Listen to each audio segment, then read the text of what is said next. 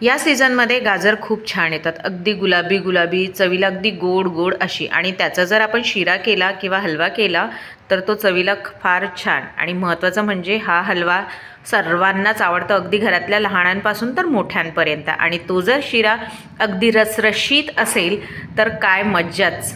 तर रेसिपीला वेळ न घालवता सुरुवात करूया. सुरुवात करण्याआधी तुम्ही जर ही रेसिपी फेसबुकवर बघत असाल तर माझ्या पेजला फॉलो करा, आणि यूट्यूबवर बघत असाल तर माझ्या चॅनलला सबस्क्राईब करा. त्याचबरोबर लाईक, शेअर आणि कमेंट नक्की करा, आणि व्हिडिओ पूर्ण बघा. हॅलो फ्रेंड्स, मी लतिकाच किचनमध्ये तुमचं स्वागत आहे. इथे मी 1.5 किलो गाजर घेतले होते, त्याला स्वच्छ धुवून किसून घेतले, आणि बघा मी मोठ्या घमेल्यात टाकलेले आहेत.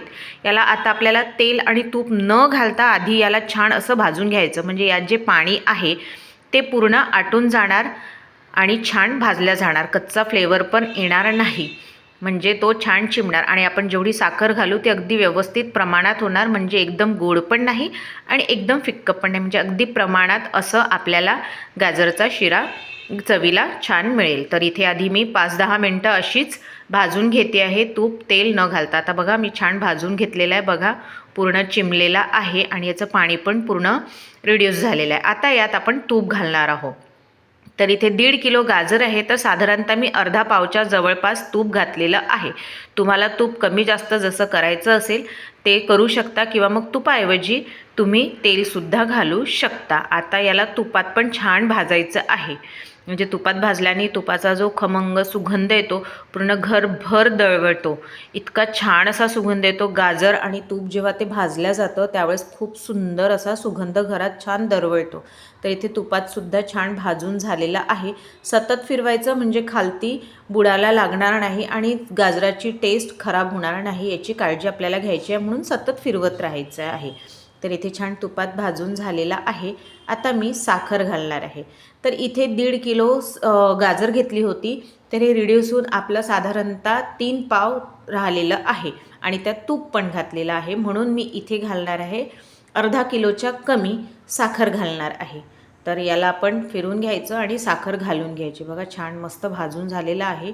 जोपर्यंत घरात याचा सुगंध दरवळत नाही तोपर्यंत याला भाजत राहायचं. आता मी साखर घालून घेते आहे. 3 पाव अर्धा किलो एवढी साखर आहे. तुम्ही जास्तच जर गोड खात असाल तर तुम्ही साखर कमी जास्त एवढी करू शकता.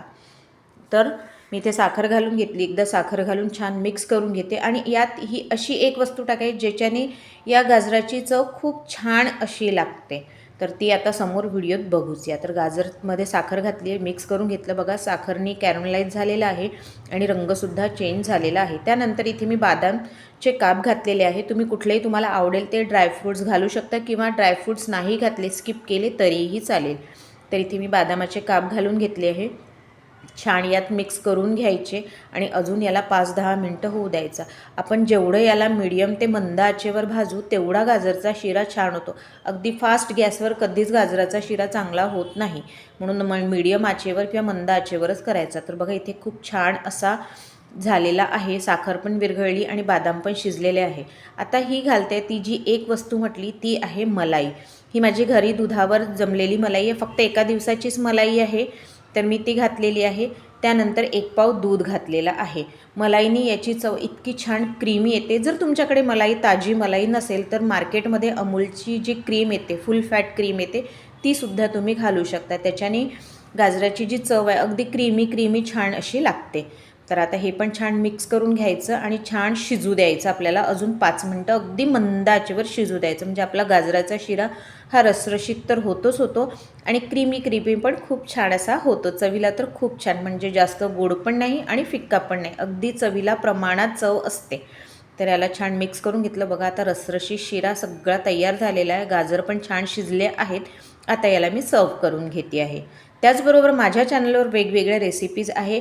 एंड स्क्रीनलासुद्धा रेसिपीज दिलेल्या आहे आणि आय बटनलासुद्धा दिलेले आहे. तर नक्की बघा, आणि तुम्हाला कुठली रेसिपी आवडली ते मला नक्की कळवा. तर आता सगळं झाल्यानंतर मी यात वेलची पावडर घातलेली आहे.